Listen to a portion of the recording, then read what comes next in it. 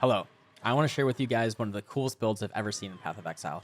About a week ago, a community member in our Discord shared this build. They found it on PoE Ninja, and as soon as I saw this, I knew it was something I had to play. This is one of the most Path of Exile builds I've ever seen. It is a self-damage with Scold's Bridle, Eternal Apple, Auto Warcry, with charms that explode corpses, cast when stunned, Immutable Force, Blood Notch, Defiance of Destiny, Poison Prolif, Pathfinder build. I don't know if I repeated myself there. It is so fun, so like kind of hilarious, and actually surprisingly effective. The only real downsides that I think it has are damage over time, because it's kind of lower on the life pool, and the single target bossing isn't too incredible, but we can fix that with something like Vol Breach and a lot of low tolerance. I use this as a base template. I did make a number of changes that I think improve it for general quality of life play, make it less of a kind of AFK and Simulacrum and more of a general play type of build. Also, there was a Russian player that shared a non-Mage Blood version of it with me as well, and I will share both of the previous versions that I saw here with you guys in the description below. However, my version of it did make a number of changes, kind of combining those two versions with a couple other things that I think improves the quality of life and makes it more of a general build. But again, fair warning, there's a lot of uniques in here. The demand for these uniques, if it goes up, you know, everything is already very expensive with the inflation in this league. But anyway, I want to show you guys what this build can do.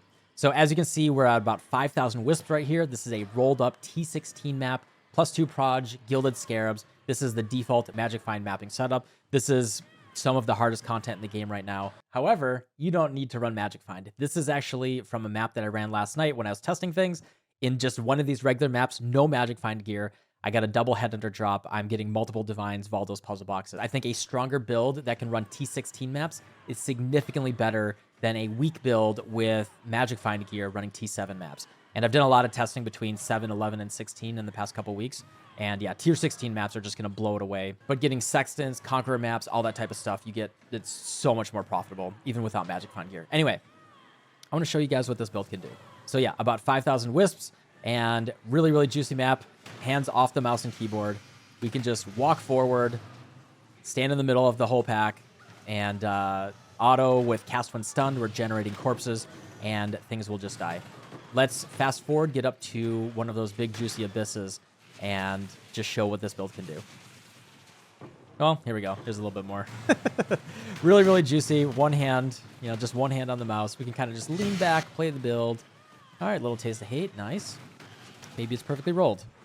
Let's see what else. I'll just try to describe it as I'm walking for an abyss here. So for defenses, we have, you know, I'll share you guys with the non-Mage Blood setup, but with the Mage Blood, Taste of Hate, Ruby Flask, Topaz Flask, with a Lightning Coil, Defiance of Destiny, Immutable Force, Blood Notch, that combination just makes you very, very tanky against everything except for damage over time.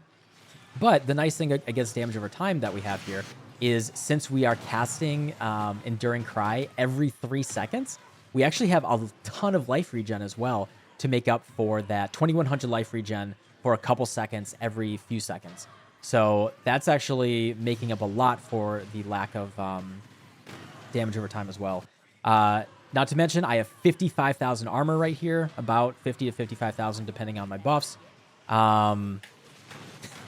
Yeah, it's really, really tanky. There's some things, like if something is way too big of a single hit and it sneaks through, you can die occasionally in like the most insanely juiced maps. But, I mean, it's pretty good otherwise. This is some of the hardest content in the game. And the nice thing is that since we are doing, you know, with the big corpse explosions, with really high damage corpses, it kind of has that benefit of anything that is using Corpse Explode, Detonate Dead, or anything. It scales a lot of damage without too much effort. So we actually can invest a lot more into defense. Our offense is really just trying to scale as much corpse life as possible. And then with that, that's where all of our damage comes from. Oh, that's nice. All right, one of those little guys. You really don't need Magic Find gear to get a lot of benefit. Okay, all right, see? And you can just you just walk up to an abyss, take your hands off the mouse and keyboard, kind of just AFK, and you're just chilling. It's like an auto bomber build, and you don't have to actually put on Magic Find gear or anything like that. That's how easy it is. And there's like, you know, the only investment, this is with no Sextants either. I have no Sextants whatsoever. This is only with the regular Scarabs, Gilded, Reliquary, Divination, and Abyss. Just 3 Scarabs right now as well. That's actually the power. I think a lot of people are kind of missing out on the fact that so much of the actual Magic Find power comes from the wisps. The wisps are actually most of it. And then what you can do is go for the altars that give you a lot of increased quant, roll up a really, really big map. And that's actually going to give you more value than, hey, I'm just running 2 Venters or anything like that, right?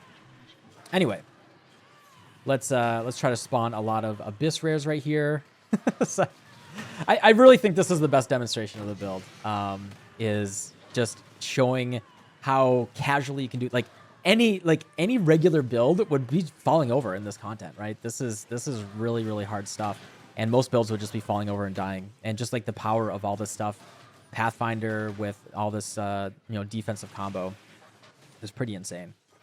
All right, let's just get a bunch of Abyss Rares. All right, we spawned a bunch. All right, we got the double spawn here. So if you haven't done this setup, definitely check out my last video if you haven't done the big Magic Find, Abyss, whatever setup. But yeah, I mean, we can just chill. We don't got to do anything. We don't got to press any buttons. We can just lean back a little bit, let it happen. Now, we can make this better. So I have a few buttons, as you can see on my skill bar. I'm not cursing or anything right now. My curses are manual cast. So if I want to do more damage, I'm using Despair and Alchemist Mark. I can use Infernal Cry as well for an additional War Cry. This is something that I haven't seen any of the other versions of the build use. They're just using the 3 War Cries in the Eternal Apple. And I actually thought, we don't need to press that many buttons already because we're using Cast When Stunned with our corpse generation. So what we can do is actually also add in an additional War Cry. And then we'll have all the War Cries there and, additional corpse explode and all that. But anyway, all right, I think that's enough of an intro. All right, we'll even do, all right, here's our Kosas. However, we can do really, really big damage with, with the low tolerance and kind of stacking everything. And, yeah, triple empowered Kosas in this map, we can actually still kill him pretty easily without relying too much on low tolerance. And as you can see, sometimes my life can get kind of low if there's too much damage over time, kind of standing in the dot stuff. That's what'll kill me. However, single hits basically can't kill me unless it one-shots me. But yeah, as long as you stay out of dots, that's why I was thinking, maybe going into Lethe Shade at some point. That would make us very, very close to Immortal as long as we don't stand into a dot for too long. All right, and there we go. I think that's enough of a mapping demonstration. I'm going to clear out the rest of this map. Hopefully I get some more Divines, and we'll get to the rest of the video. I'll describe all the mechanics and how they fit together. All right, let's go into the specifics of the mechanics, and how is this all working? The foundation of the build is these charms. You will need 3 of the charms that say nearby corpses explode when you War Cry, dealing 6% of their life as physical damage. So, like I said, the entire idea behind this build is we can summon corpses. When we War Cry, they all explode, dealing with 3 of these, plus that which was taken, which is a unique jewel that can also roll the mods that you get on charms, for a total of 24% of their life as physical damage. Ideally, on top of that, you also have the corpses you spawn have 20% increased maximum life. Any increased corpse life is a huge bonus to the damage of this build. Unfortunately, these are very rare and the price is pretty expensive. I got this one for 30 Divines yesterday, but it can be tough to get. So right now with just these 2, there's 2 up that are 35 and 39 Divines. And mine also has Withered on it, which is even better because we're poison damage. Effective Wither is just really, really good for us.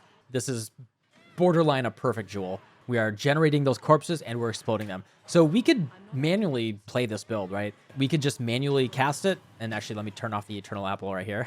We can manually summon these corpses and then we can just War Cry and explode it. You could just do this. You could just cast a Desecrate and then War Cry. And you could have something like, all your War Cries in, get as much increased cooldown recovery rate, and kind of just do it yourself and not worry about the engine. However, the engine that we have here makes it so much more comfortable, and it allows us to stack, right? The way that poison works is it is infinitely stacking. The more poisons we can get, the better. So we want to get as many corpses as possible that we are then exploding as often as possible. And enter the combo of the Scold's Bridle and the Eternal Apple. There's actually a few things that go into this.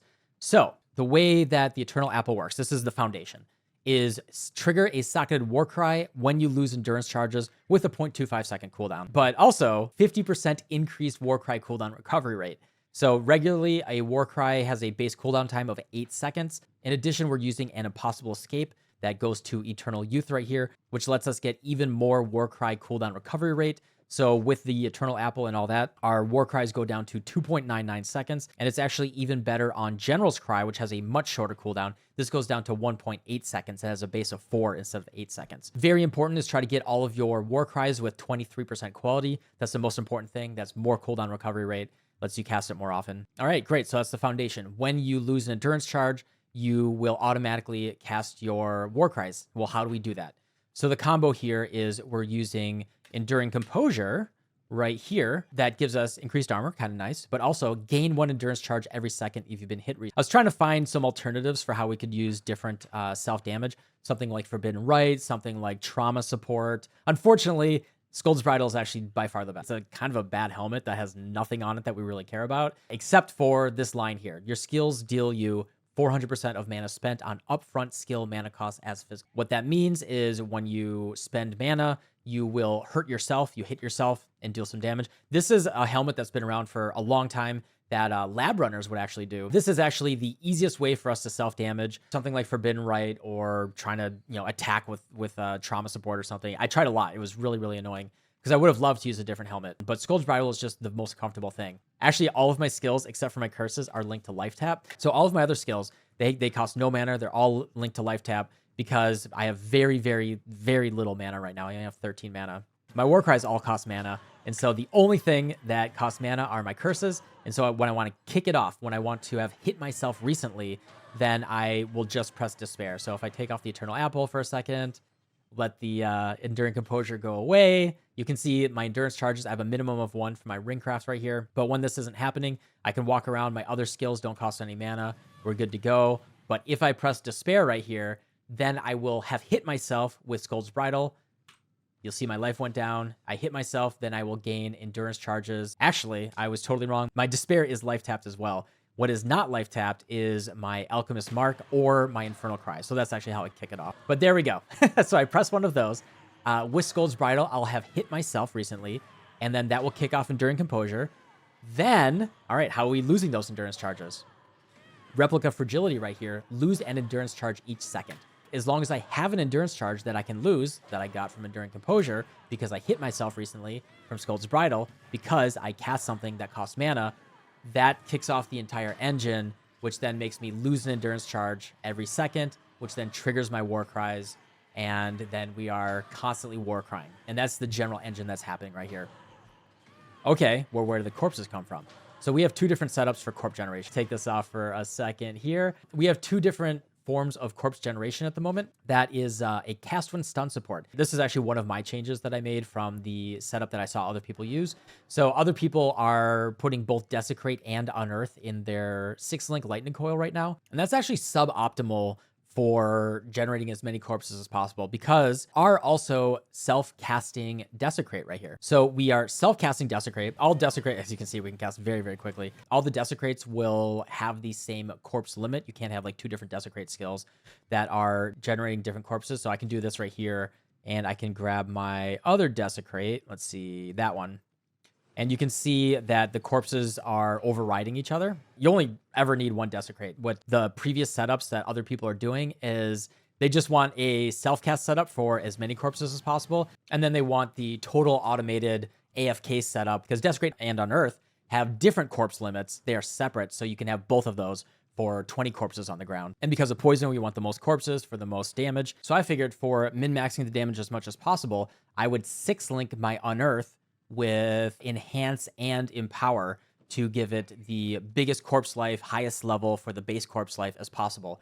And I noticed when I did this, the other versions of the build that I saw were running Enhance but not Empower, and then they had Desecrate and Unearth in here. And instead, I just have a 6-link Unearth with Cast When Stunned and GMP here. We get hit so many times that we're going to be generating enough corpses between war cries. I would rather the corpses that are on the ground be as big as possible rather than really trying to min-max number of corpses. You have a corpse limit of 10, and I think that this is actually more optimal for more corpses on the ground as long as you have enough incoming hits. As long as you're getting hit a couple of times between every single Warcry trigger. And the Warcry triggers are not super often, right? As we know, like the Warcries take a full second to go off. So as long as you've been hit a few times between Warcries, a few times a second, which, you know, in juice maps, you're getting hit dozens of times a second, you're going to hit your maximum unearthed corpses. And then you don't really, you know, anything else just to get more corpses isn't going to be helping you because you're overriding your max corpse limit.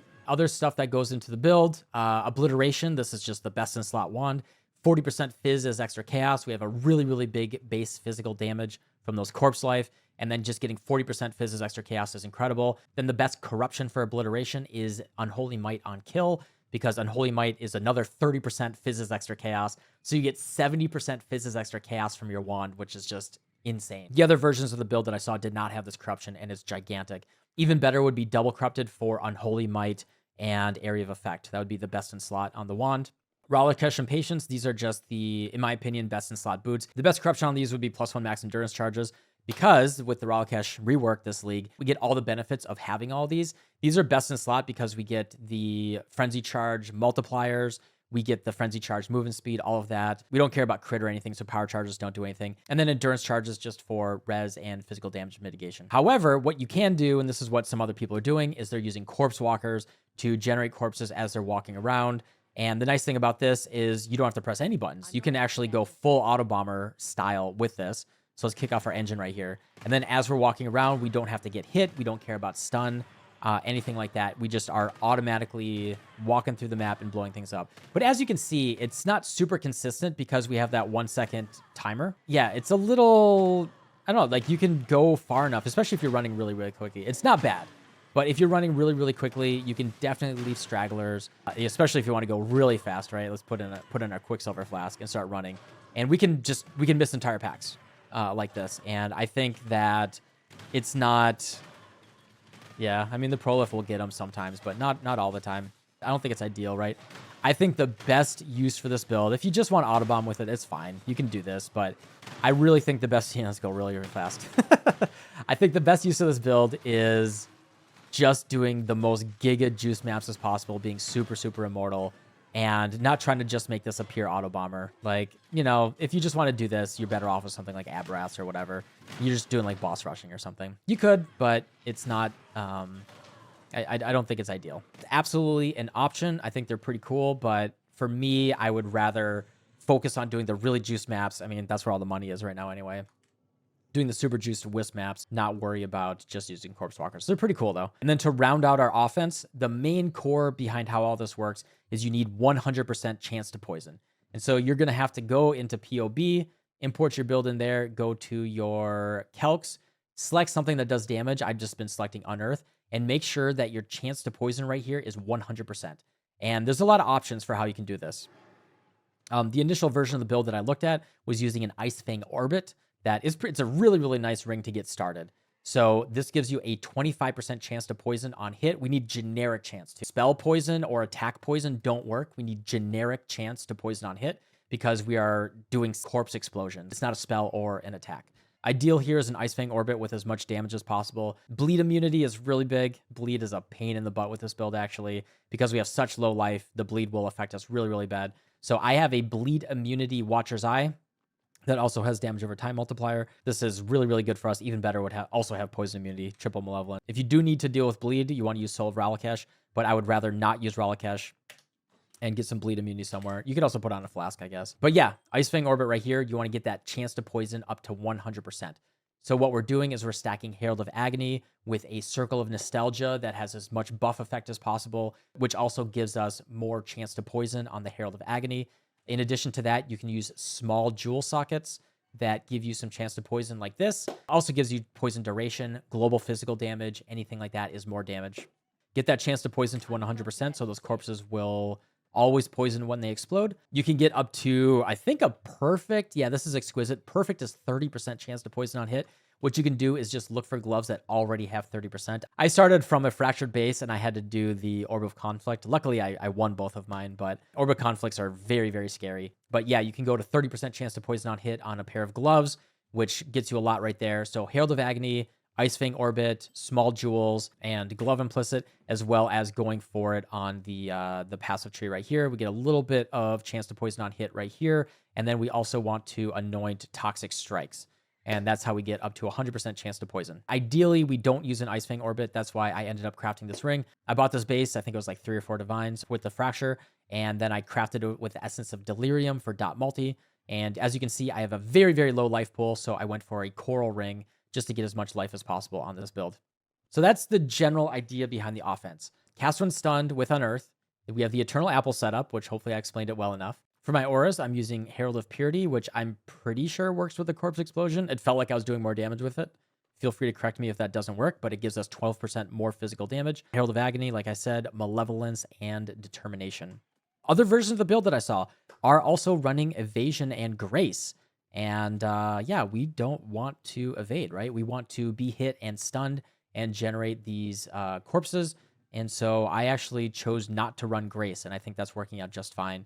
Not to mention, because we're using the immutable notch, the blood notch immutable force setup, I think that's really not necessary. I actually thought Grace was kind of a mistake for this build. I purposely am not running Grace. For Wither stacks, I'm using Nature's Reprisal here, as usual, combined with Withering Step on left click. Withering Step's going to give us every 3 seconds or so 8 Wither debuffs. Combined with Nature's Reprisal, we probably have a pretty consistent uptime of 15 Wither debuffs.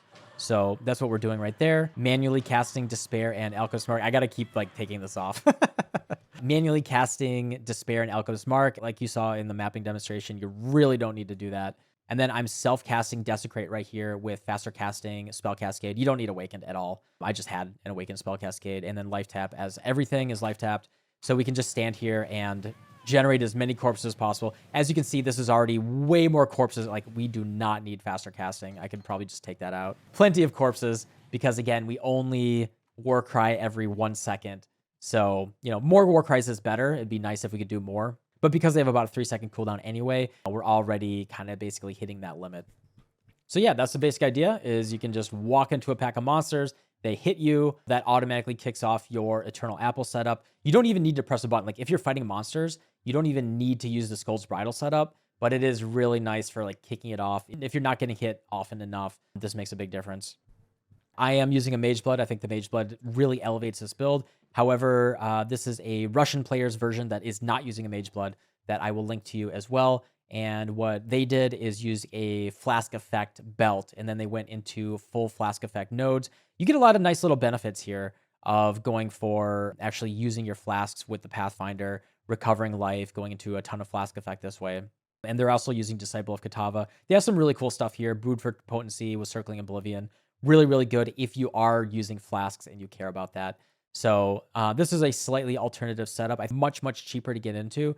They have a really clever setup here with Unnatural Instinct. I think this is a great beginner version of the build to kind of get into. But if you want to elevate it and kind of take it to the next level, I do think Mage Blood is best in slot. Particularly reduced mana cost of skills. On a flask, we want to craft this from the Cinder Swallow craft. Because our mana is so tight, this really opens up a lot of possibilities. And then we can run a really strong Basalt, really strong Granite, and then we don't even have to run a Quicksilver. We can still run pretty quickly without a Quicksilver flask.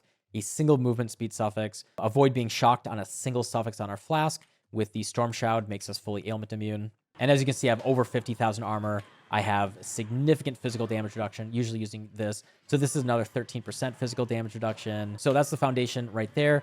Let's take this off again. Hopefully this recording doesn't have too much annoying screaming in the background. Let's see. And then just quickly going over the pathing. I will say, so you can go for physical damage, large cluster jewels. You can go for Master of the Fundamentals, Ironbreaker, and Force Multiplier. This is fine, but I actually really like what this version is with the Chaos ones. I think the Chaos ones are just better. So I would actually prefer doing this because Wicked Paul is just so good with the skill effect duration, and you get a little bit more damage as well. So I think this one is a lot better. I would recommend going to the Chaos Cluster Jewel over the physical one. It's slightly better, but you know, it's pretty close. Enduring Composure, like I said, is mandatory. I'm using a Megalomaniac right here with Uncompromising. We do need one of these for the Determination Mana Reservation Efficiency. I have Uncompromising Wicked Paul and Exposure Therapy. So that's one of my Cluster Jewel setups. And then we got another one over here. Same thing on the large. And then Unwaveringly Evil and Low Tolerance. Low Tolerance, like I said, is incredible. I think there's probably potential for very, very big single target damage with this build. doing the thing that Jung Roan showed off last league, where you stack low tolerance. You could probably stack, 4 low tolerance nodes and cast a Vol Breach. Unfortunately, Vol Breach is expensive right now because of Fulcrum builds, but you could Vol Breach 4 low tolerances, do one big explosion, kill all of the enemies, and have all of those poisons prolift to the boss, and stack poison duration, kill the boss in a single hit. A single explosion of many hits. So you could do that if you just care about single target, stack low tolerance. This is a broken node in the game. Just one of these is really nice at the moment for kind of buffing up our single target. But for me, this is just a, big, juicy map clear type of build, or simulacrum. I think this is like an amazing simulacrum farmer. Like you saw, you can just go AFK and do simulacrums. So yeah, that which was taken, like I said before, effect of Withered, Corpse Spawn Life, and then the Explosion. Those are like best in slot. Impossible Escape to Eternal Youth, so you can get all of the Warcry cooldown recovery rate.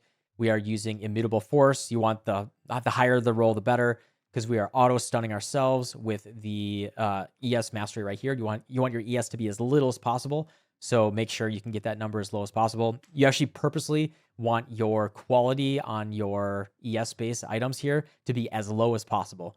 That's why I very purposely rolled these to very low ES, because I don't want ES on the build. The less, the better, because the easier you get stunned. Although, if you only have a couple hundred, it doesn't matter. It's all the same. Immutable Force, Blood Notch, Replica Fragility. And then big thing, like I said earlier, bleeding is a pain in the butt. I actually just picked up this Watcher's Eye a few minutes ago before I started recording. Bleeding is really annoying. If you don't have anything anti-bleed, you could use a flash suffix, but I'd rather not. But if you do need anti-bleed, you can run Ralakesh right here. Also, do not run Brine King. We want to get stunned, so don't use Soul of Brine King. I recommend Soul of Lunaris, right? This is the best in slot for big, juicy maps.